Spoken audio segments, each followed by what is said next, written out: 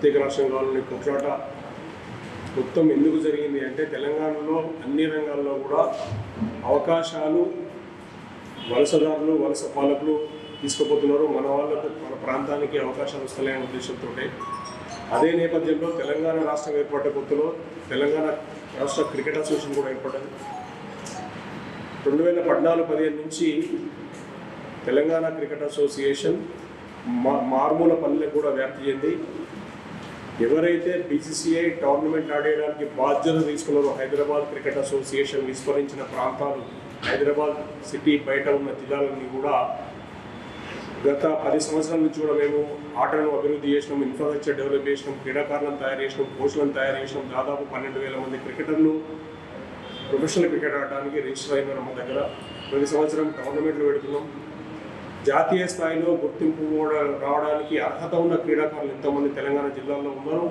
90 సంవత్సరాలుగా వాళ్ళెవరిని కూడా పట్టించుకోలేదు హైదరాబాద్ క్రికెట్ అసోసియేషన్. కానీ వాళ్ళందరినీ డెవలప్ చేస్తున్నప్పుడు దొంగ లెక్కలు రాసి ఇప్పటి వరకు కొన్ని 100 కోట్లు కొటేషన్ లెక్కలు గత 5 సంవత్సరాల నుంచి ఫోరెన్సిక్ ఆడిట్ చేయాలని సుప్రీంకోర్టు అయితే కమిటీ చెప్పిందో ఆ ఫోరెన్సిక్ ఆడిట్ వాళ్ళ లెక్కలు ఇంతవరకు కూడా తేల్తలేవు.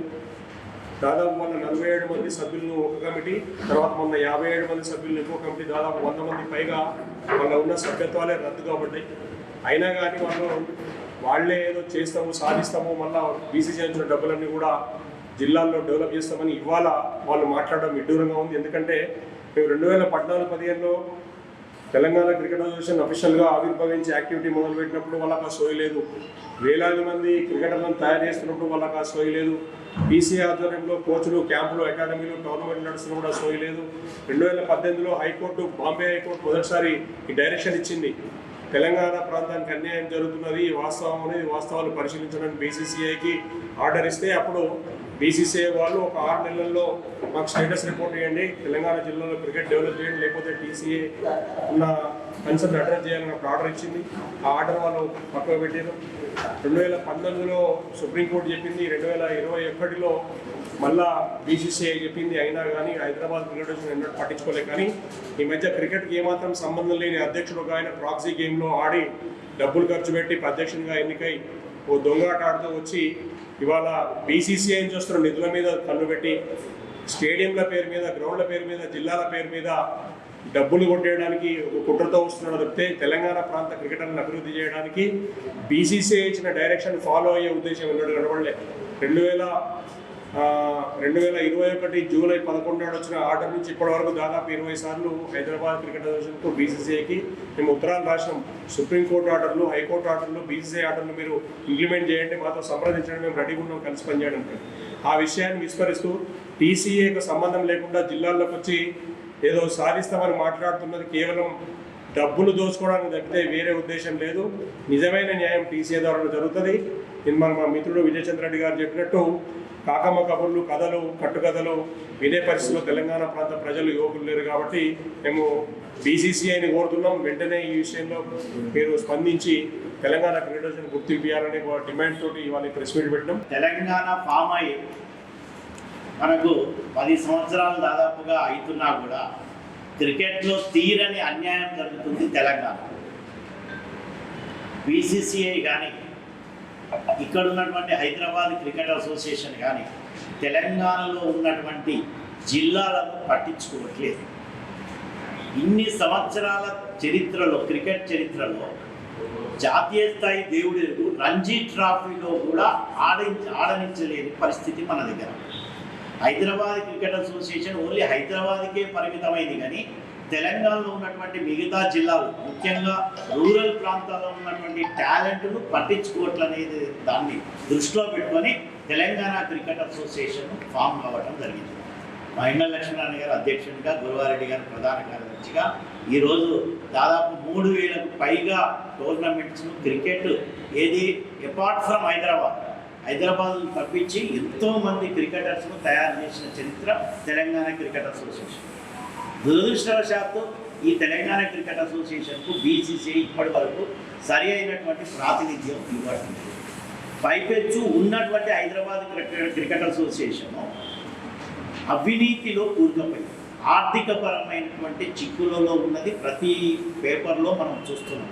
అప్పుడు ఉన్నటువంటి అజారుద్దీన్ కావచ్చు, ఇప్పుడు ఉన్నటువంటి జగన్మోహన్ రావు కావచ్చు, ఏ ఒక్క అధ్యక్షుని పేరెత్తినా కూడా వాళ్ళు ఏమైనా డబ్బు సంపాదనే ధ్యేయంగా పనిచేసేది, కానీ ఎప్పుడు కూడా క్రికెటింగ్ టాలెంట్ను అభివృద్ధి చేద్దాం, లేకపోతే జిల్లాలలో స్టేడియంస్ను మనకు ఏదైతే క్రీడా సామాగ్రి దాంట్లో మనం ఎక్కువగా ఇన్ఫ్రాస్ట్రక్చర్ డెవలప్ చేద్దామనే సోయిలో పోలేదు. కాబట్టి ఈరోజు తెలంగాణ క్రికెట్ అసోసియేషన్ ఆవిర్భవించింది.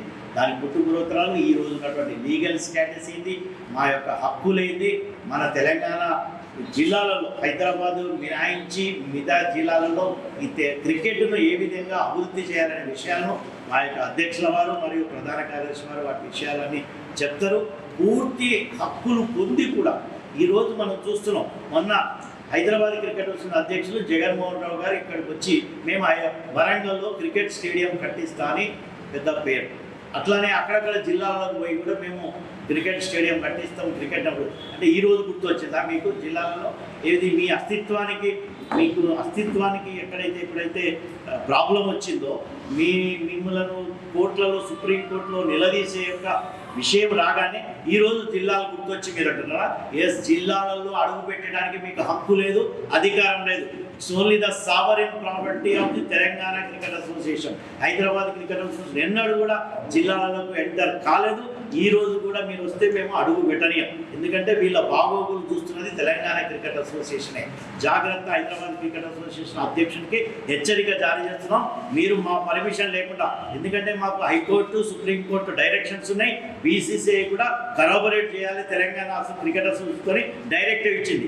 వాటన్నింటినీ మీరు కాలదోసి మీరు డైరెక్ట్గా without consent of Telangana cricket association మీరు జిల్లాలకు వస్తే మాత్రం మర్యాద తగ్గదని మీ అందరికీ హెచ్చరిస్తున్నాను. ఆ రోజు హైదరాబాద్ సంస్థానం ఆధారంగా రంజీ టీం ఏర్పడింది. హైదరాబాద్ సంస్థానంలో మరి 17 జిల్లాలు,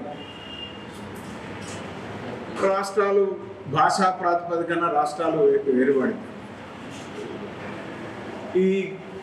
ఇవాళ 33 జిల్లాలు ఉన్నటువంటి తెలంగాణ, ఉన్నటి వరకు 10 జిల్లాలు ఉన్నటువంటి తెలంగాణ, హైదరాబాద్ క్రికెట్ అసోసియేషన్ ప్రాతినిధ్యం వహించాలి. వాస్తవం దురదృష్టం ఏంటంటే హైదరాబాదు నగరంలో క్రికెట్ క్లబ్లు 211 ఉన్నాయి. రిమైనింగ్ పార్ట్ ఆఫ్ తెలంగాణలో 9 ఉన్నాయి. అంటే హైదరాబాద్ క్రికెట్ అసోసియేషన్ అది హైదరాబాద్ నగరానికి మాత్రమే పరిమితమే. ఇకపోతే ఈ హైదరాబాద్ క్లబ్బుల అధ్యక్షులు కార్యదర్శులు ఓటింగ్లో ఎన్నికల్లో డబ్బులు ప్రభావం చూపిస్తాయి. ఆ డబ్బులతో ఎన్నికైనటువంటి వాళ్ళు ఈ మిగతా తెలంగాణ ప్రాంతానికి సంబంధించినటువంటి క్రికెట్కు సంబంధించి అభివృద్ధికి సంబంధించిన నిధులను మింగేయడం అలవాటైపోయింది. ఇట్లా 40 యాంటీ కరప్షన్ బ్యూరో కేసులు ఇవాళ హైదరాబాద్ క్రికెట్ అసోసియేషన్ ఎదుర్కొంటుంది. అంటే అవినీతికి ఆలవాలం అయిపోయింది హైదరాబాద్ క్రికెట్ అసోసియేషన్. ఇకపోతే ఈ పంపకాలలో కానీ, పదవుల పంపకాలలో కానీ, డబ్బుల పంపకాలలో కానీ గొడవలు వచ్చి 6 కేసులు క్రికెట్ అసోసియేషన్లో ఒకరు ఇంకొకరి మీద పెట్టుకున్నటువంటి పరిస్థితి. ఇకపోతే హైదరాబాద్ ఒకప్పుడు రంజీ ట్రోఫీ గెలిచినటువంటి పరిస్థితి. ఇవాళ చాలా సందర్భాల్లో రంజీ ట్రోఫీ క్వాలిఫైయింగ్ రౌండ్స్ ఆడడం కానీ, లేకపోతే 24వ స్థానం 28 రంజీ టీంలలో 24వ స్థానం ఇవాళ స్థానానికి దిగజారిపోయినటువంటి పరిస్థితి. వీటి మీద తెలంగాణ క్రికెట్ అసోసియేషన్ కోర్టు పోవడం జరిగింది. 2018లో బాంబే హైకోర్టు మరి ఈ తెలంగాణ క్రికెట్ విస్తృతి కోసం మీరు 1 సంవత్సరం టైం ఫ్రేమ్లో ఒక కార్యాచరణతోని ఆ కార్యాచరణ అమలు చేసి ముందుకు రమ్మంది. 2019లో సుప్రీంకోర్టు 6 నెలల్లో మరి మీరు ఇది పూర్తి చేసుకొని రమ్మని చెప్పి 2021లో బీసీసీఐ మీరు తెలంగాణ క్రికెట్ అసోసియేషన్ తెలంగాణలో గ్రామీణ జిల్లాల్లో మరి తెలంగాణ కోసం అవిరళమైనటువంటి కృషి సలుపుతున్నది. కోచ్లు నియమించి మరి అన్ని జిల్లాల్లో బాడీలు నియమించి మరి అనేక వేల మ్యాచ్లు ఆడిపించి దాదాపు 3000 మ్యాచ్లు ఆడిపించి తెలంగాణ క్రికెట్ అభివృద్ధి కోసం కృషి చేస్తున్నది. మీరు వారిని కాన్ఫిడెన్స్లోకి తీసుకొని వారి ఆధారంగా మరి ఈ యొక్క క్రికెట్ తెలంగాణ జిల్లాలో క్రికెట్ అభివృద్ధికి కృషి చేయమని చెప్పి ఒక టైం ఫ్రేమ్ 6 నెలలు పెట్టి 6 నెలల టైం ఫ్రేమ్లో ఉలుకు లేదు పలుకు లేదు తెలంగాణ హైదరాబాద్ క్రికెట్ అసోసియేషన్. ఇప్పుడు ఆ నిర్ణయాలను ఆ తీర్పులను బుల్డోజ్ చేసి మరి తెలంగాణ జిల్లాల్లోకి వచ్చి తెలంగాణ క్రికెట్ అసోసియేషన్ అసోసియేషన్ బాడీలను పరిగణలోకి తీసుకోకుండా మరి బీసీసీఐ నిర్ణయాన్ని కానీ సుప్రీంకోర్టు తీర్పులను కానీ పక్కన పెట్టి ఇవాళ మేము ఇది నిర్మాణం చేస్తాం అది నిర్మాణం చేస్తామని చెప్పి ప్రగల్భాలు పలుకుతాం.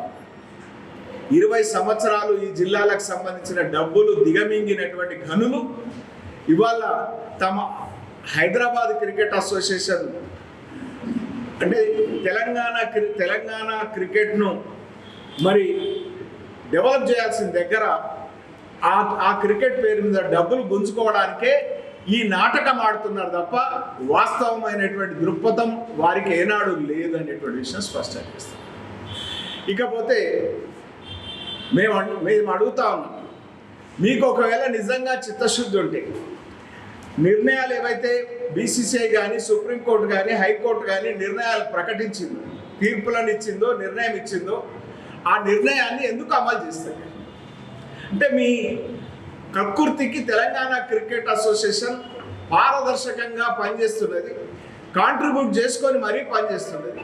క్రికెట్ అభివృద్ధి కోసం యువకుల ఈ యొక్క క్రికెట్ ఆస్పిరేషన్స్ ఫుల్ఫిల్ చేయడం కోసం మరి పట్టుదలతో పోరాటం చేస్తున్నది. కాబట్టి మరి మా నిజాయితీ మా పట్టుదల మీ అవినీతికి ఆటంకం అవుతుంది అన్నటువంటి దృక్పథంతో బుల్డోజ్ చేయడం ఏదైతే ఉందో దీన్ని మేము తీవ్రంగా ఖండిస్తూ ఉన్నాం.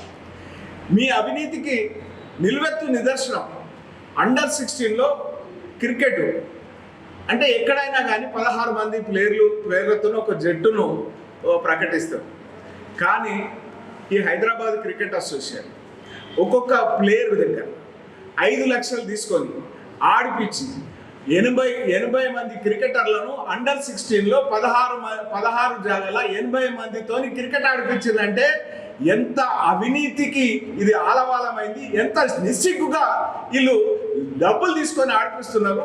టాలెంట్ కిల్ అవుతున్నటువంటి పరిస్థితి ఉంది.